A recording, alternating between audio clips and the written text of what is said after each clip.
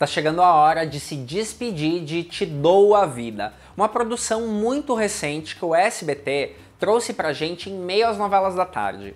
No quesito audiência, que é uma preocupação para muitos noveleiros, podemos dizer que cumpriu com as expectativas da emissora. Mas a novela foi boa? O Almanaque Latino de hoje faz um balanço com o melhor e o pior de Te Dou a Vida.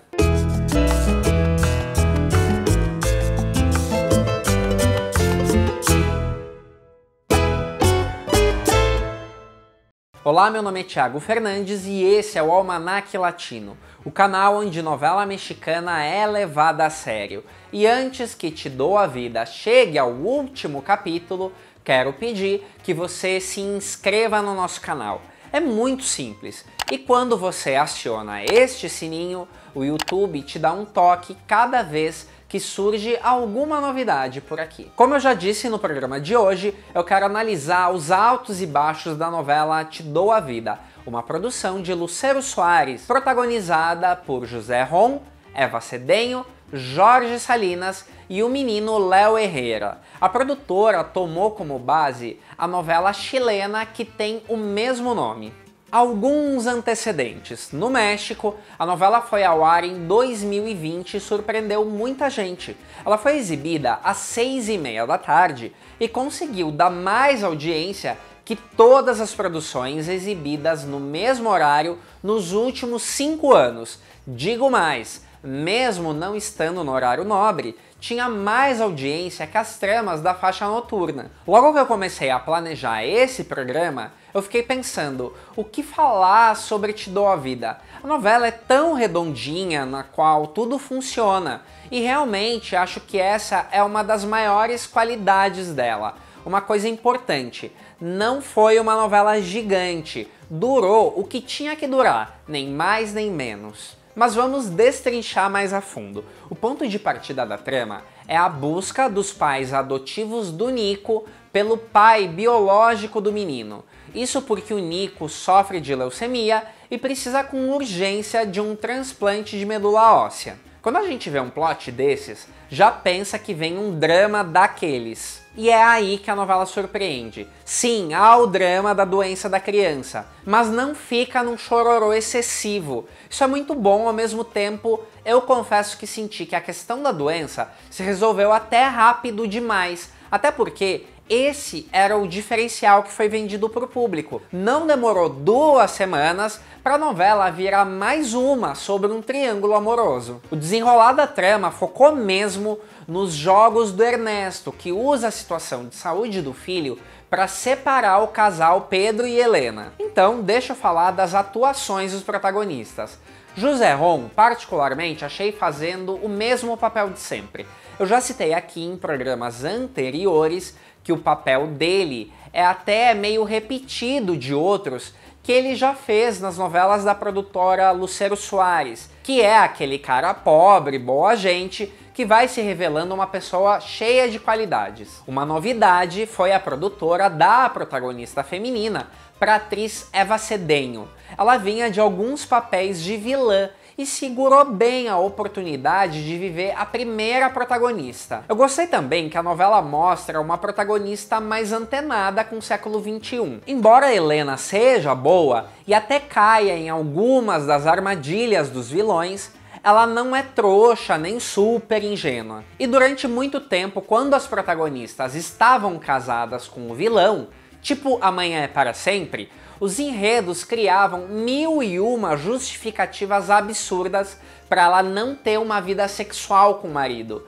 Em Te Dou a Vida, isso não acontece, e a gente vê Helena e Ernesto num casamento desgastado, mas que ainda tem vida sexual. Quem surpreendeu foi o menino Léo Herrera, que vive o Nico.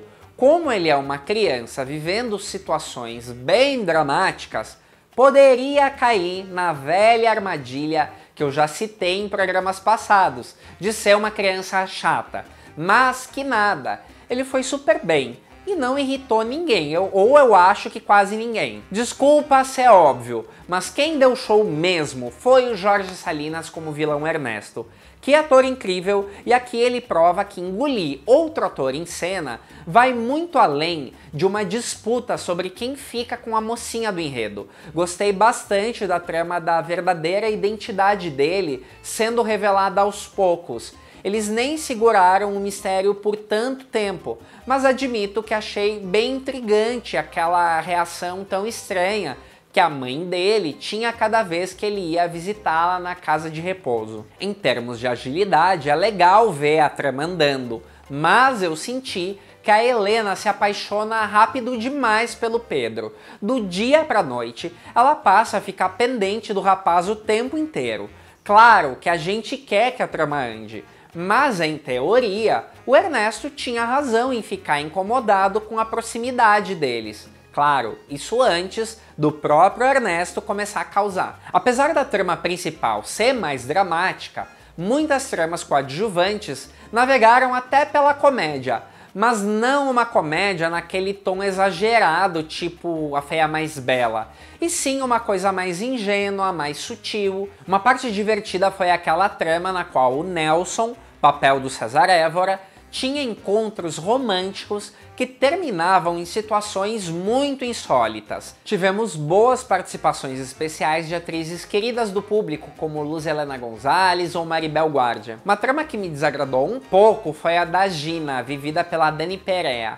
Além da gravidez para segurar um namorado ser um plot mais do que manjado na história da teledramaturgia, a trama se estendeu além da conta. Detalhe que a abertura original da novela já dava um super spoiler de que ela seria abandonada no casamento. Quer coisa mais clichê de novela que casamento desfeito no altar?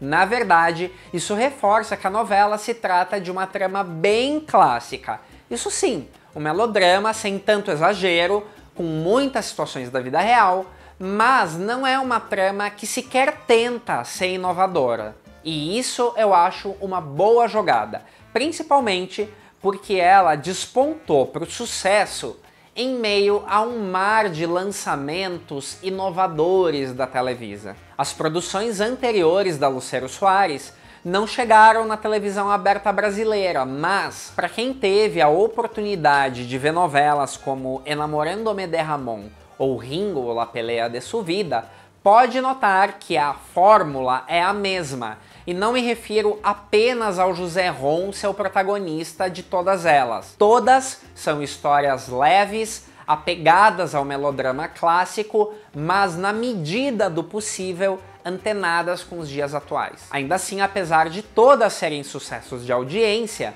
Te Dou a Vida foi a que atingiu os melhores resultados. O diferencial, ao meu ver, foi esse toque a mais de drama na trama principal.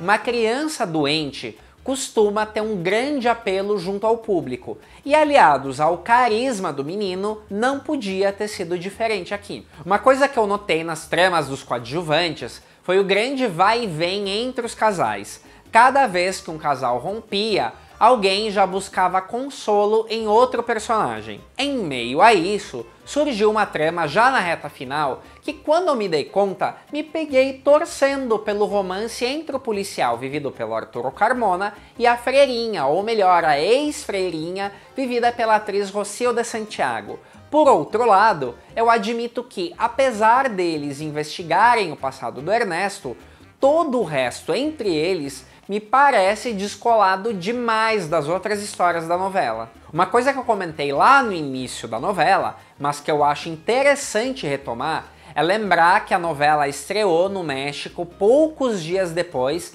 da OMS declarar a pandemia do coronavírus. A Televisa optou por manter a estreia, mesmo quando o mundo vivia uma tremenda incerteza sobre o vírus e a vacina nem era uma possibilidade. As gravações, que já estavam bem adiantadas, chegaram a ser suspensas por 2 meses mais ou menos. Quando voltaram, vieram com rígidos protocolos de higiene, e ainda assim, a história sofreu alguns desfalques. E nessa etapa bem final da trama, se você olhar bem atentamente, vai perceber que os beijos só aparecem quando muito necessários. Não vamos ter aglomeração de atores em cena.